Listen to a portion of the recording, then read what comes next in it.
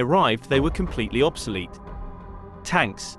The 62 T-55 tanks were bought for $28 million, $450,000 each, and are said to have come from Bulgaria and Romania. The tanks were heavily overvalued. The Bulgarian Defense Ministry sells outdated T-55 tanks, produced in the early 1960s, at about $30,000. The price for one coming with spare parts is about $50,000. In early 1998, Israeli intermediaries and senior government officials reportedly received $4 million in commission payments to solidify the deal, although it is unclear who the recipients were. Planes. The 4 MiG-21 jet fighters from Belarus cost a total of $50 million. The planes were said to be grossly overvalued. A more reasonable price was estimated to be $10 million, so $40 million was wasted in inflated prices. No tendering or bidding process took place for the planes.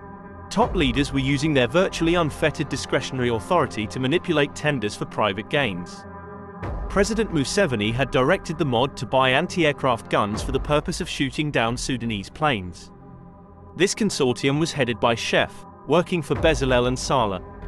Bezalel had solidified business ties with Salah, who together were buying used Israeli military equipment to sell for great profits to Uganda. The consortium bought these guns from North Korea. They were bought without refurbishments and with multiple mechanical defects. From December 1997 to January 1998, these guns were taken to the northern territories of Uganda to be used against the Sudanese Antonov bombers. They failed in this mission, proving to be junk. 1998 December. The UPDF then took delivery of a consignment of 62 Russian-made T-55 tanks from Bulgaria and Romania, which were to be used to intervene against Sudan. During an inspection of the tanks in Eastern Europe, a mechanical engineer sent by the MOD reportedly refused to issue a certificate of worthiness. Upon arrival in Uganda, the tanks turned out to be obsolete, all but 8 of which were unfit for operation. In order to make the tanks serviceable, they had to be reconditioned at great expense by 4 Israeli mechanics. The Ugandan MOD contacted intermediary Bezalel, who was working closely with Salah to purchase 4 MiG-21 fighter jets for the UPDF.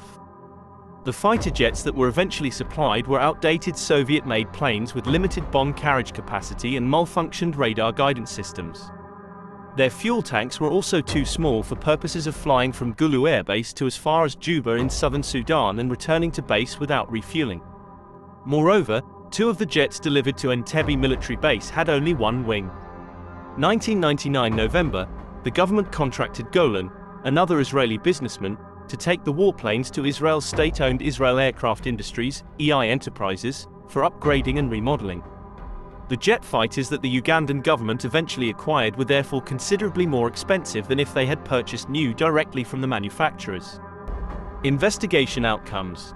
Guns. In early 1998, the government intended to sue the consortium led by Israeli intermediary Chef for supplying faulty anti-aircraft guns. The agreement was held to be an informal understanding between the two parties, therefore not actionable in court. Tanks. No legal proceedings were brought forward for the tanks either, as they were somewhat serviceable after renovation. Planes. As for the supply of inappropriate planes, a deal led by Israeli intermediary Bezalel, the agreement that was signed was deemed too vague and informal to be actionable in court. Salah was implicated in a number of political financing scandals before stepping down from his post as senior advisor to the president on defense and security. He was forgiven by his brother President Museveni and was publicly exonerated for his crimes.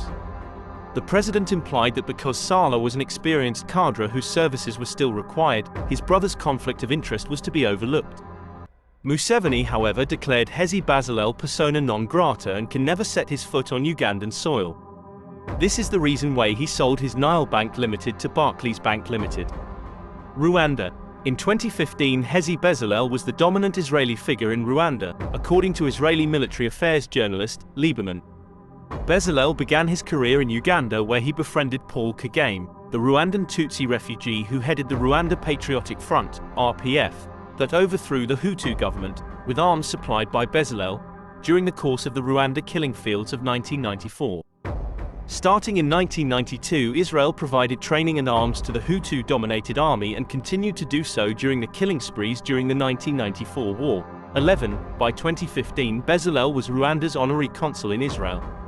Bezalel was also reported to be behind the deal to deport African asylum seekers in Israel, mainly from Sudan and Eritrea, to Rwanda and Uganda, the latter agreeing to take these in return for arms. Kagame is a controversial figure in the recent history of Rwanda.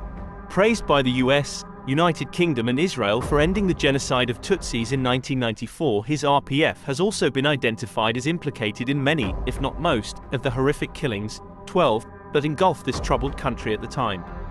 Since the ascension of Kagame and the RPF to political power, there have been substantive indications of ongoing repression of political opposition in the country, extending to assassinations and attacks outside, including the killing of many Hutus who had fled in the aftermath of the RPF victory, to the Eastern Democratic Republic of Congo, DRC.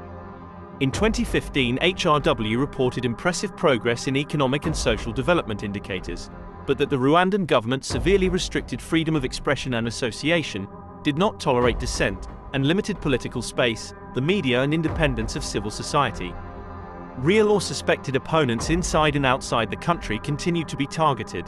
1. Patrick Karegeya, a former head of Rwanda's intelligence services, was found murdered in a Johannesburg hotel. Detainees were held unlawfully for several weeks or months in police or military custody in unrecognized detention centers. Dozens of people were reported disappeared. Some reappeared in prison after prolonged incommunicado detention.